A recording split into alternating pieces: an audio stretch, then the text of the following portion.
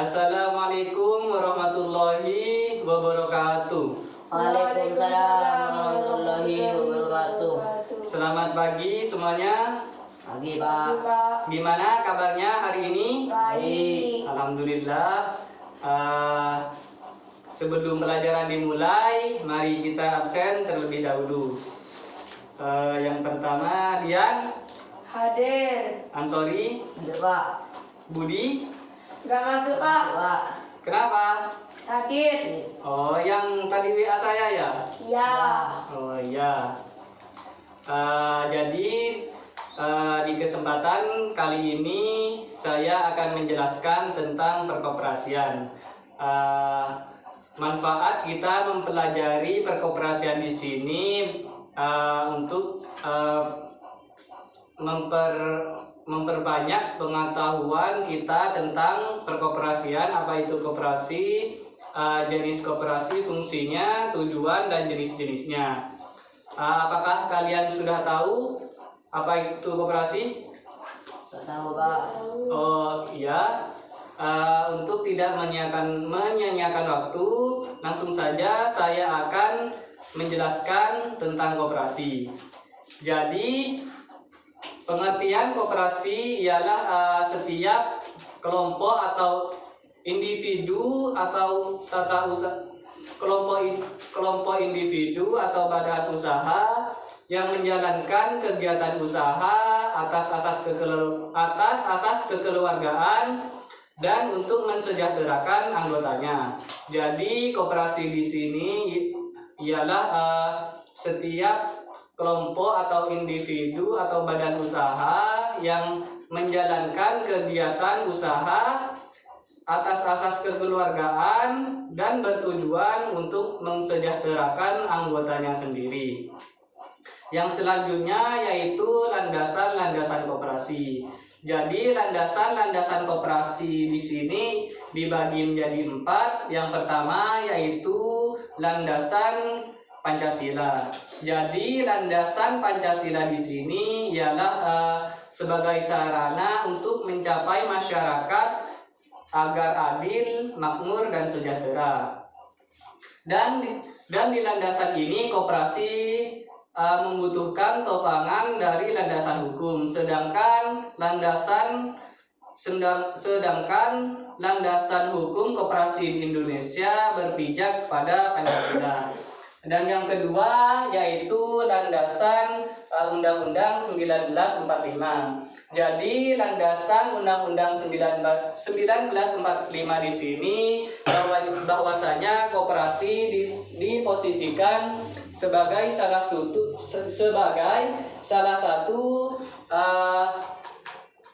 satu sokong guru perekonomian nasional. Di sini apakah sudah mengerti sampai di sini? Sudah, Pak.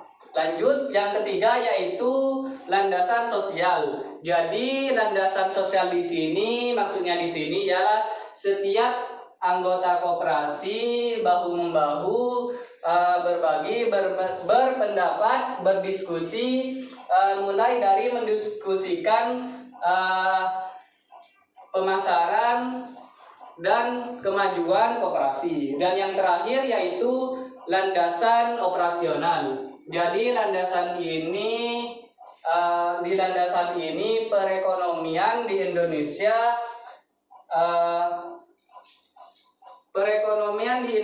usaha perekonomian di Indonesia di sini berlandasan asas kekeluargaan. Yang selanjutnya yaitu asas-asas koperasi. Jadi asas-asas koperasi di sini dibagi menjadi 2. Yang pertama yaitu asas kekeluargaan dan yang kedua yaitu asas gotong royong. Jadi yang pertama yaitu asas kekeluargaan. Asas kekeluargaan di sini maksudnya ialah setiap anggota koperasi harus mempunyai kesadaran untuk melakukan hal terbaik di dalam kegiatan di setiap anggota koperasi. Dan yang kedua yaitu asas gotong royong.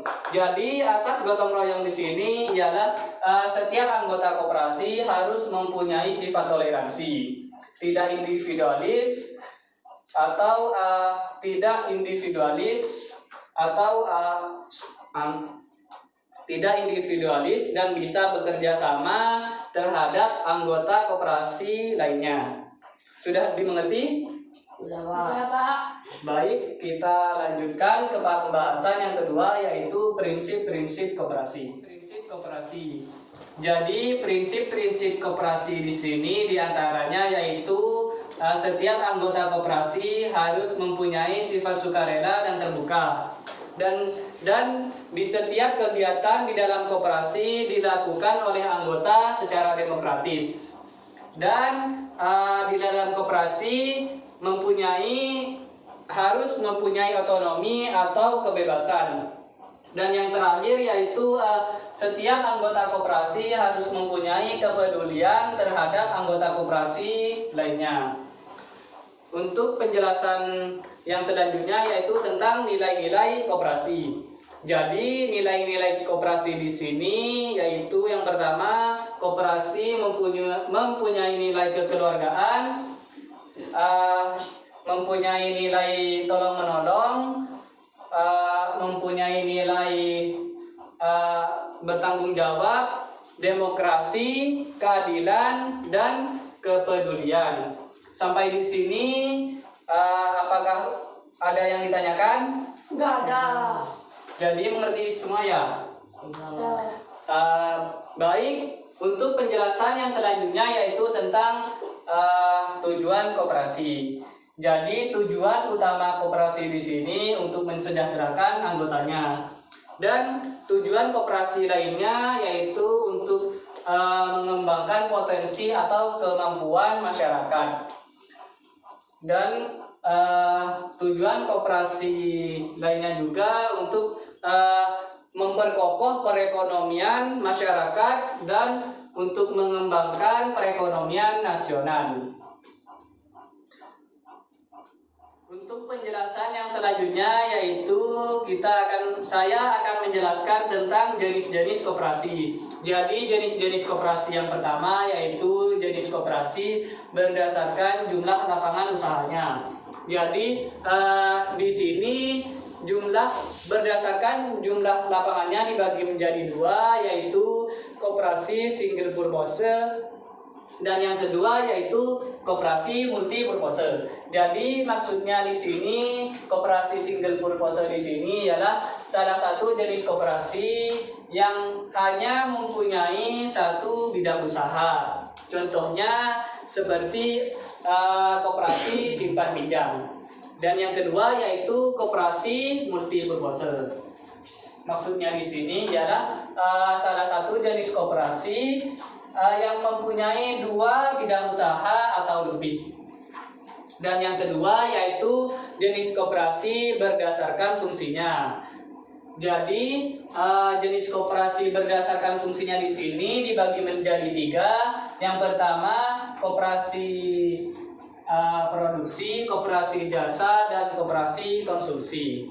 Dan yang terakhir yaitu jenis koperasi berdasarkan tingkatan dan luas daerahnya dibagi menjadi dua, yaitu primer dan sekunder. Sampai di sini ada yang ingin ditanyakan? Enggak ada, Pak. Paham ya? Paham. Baik, untuk penjelasan yang selanjutnya yaitu tentang fungsi koperasi. Jadi fungsi koperasi yang pertama yaitu sebagai pusat penting untuk perekonomian Indonesia. Yang kedua yaitu untuk mendemokrasikan sosial perekonomian Indonesia. Dan yang terakhir yaitu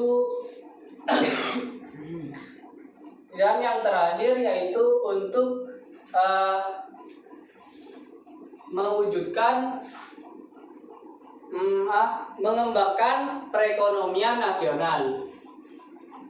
Mungkin sampai di sini. Oh ya, ada sekedar info dari saya yang saya ambil dari liputan 6 di sini, kabar update tentang koperasi. Jadi berita di liputan6.com di sini bahwasanya PT Jamkrindo di sini memperkuat dukungan terhadap kemajuan perilaku UMKM dan koperasi.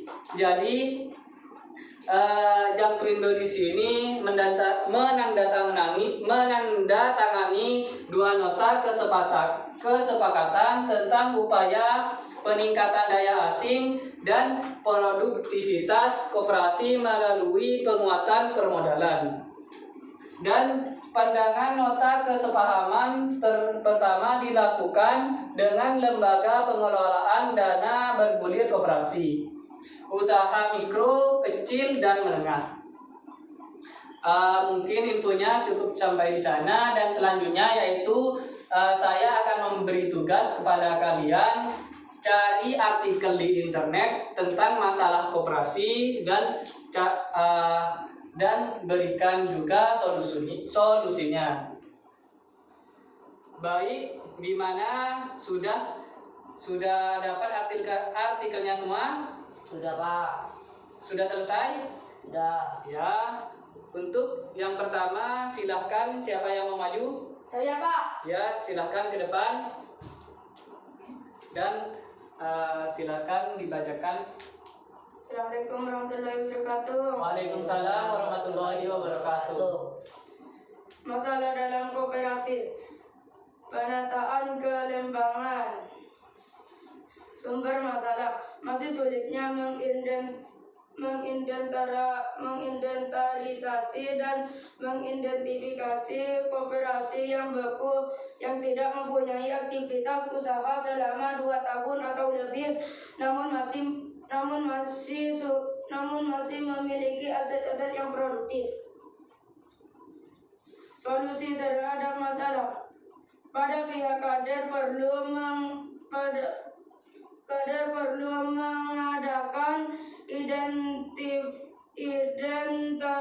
inventarisasi terhadap koperasi yang ada untuk menetapkan program kebijaksanaan teknis selanjutnya.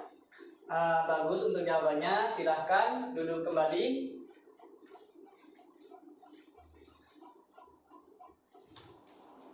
Baik, untuk yang selanjutnya siapa lagi yang ingin maju? Ya Pak. Baik, silakan ke depan dan bacakan artikel yang sudah didapat. Assalamualaikum warahmatullahi wabarakatuh. Waalaikumsalam warahmatullahi wabarakatuh. Masalah produktivitas dan efisiensi. Sumber masalah dengan krisis ekonomi dan moneter yang berkepanjangan sangat berpengaruh besar terhadap produktivitas dan efisiensi koperasi, sehingga sebagian besar koperasi yang mampu bertahan khususnya di sektor real, yakni dalam penyaluran sembako dan kebutuhan lokal lainnya. Solusi: usaha mendorong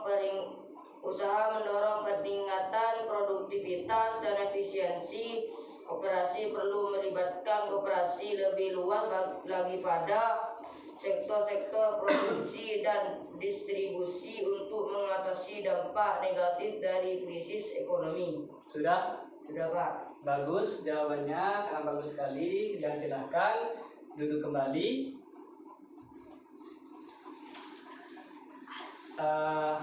Terima kasih. Jawaban dari maksud saya artikel dari kalian sangat bagus sekali. Jadi mungkin hanya ini dari pertemuan kita pada kali ini. Mudah-mudahan pelajaran pada pertemuan kali ini bisa bermanfaat kepada kalian semua.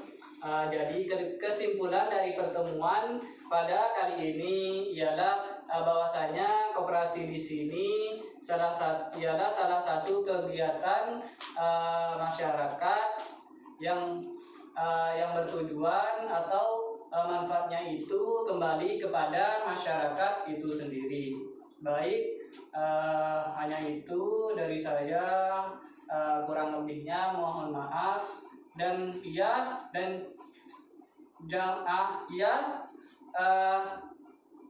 ada tugas untuk kalian, dan tugasnya itu bisa dikumpulkan minggu depan, dikumpulkan pada pertemuan minggu depan. Jangan lupa ya dikerjakan. Iya Pak.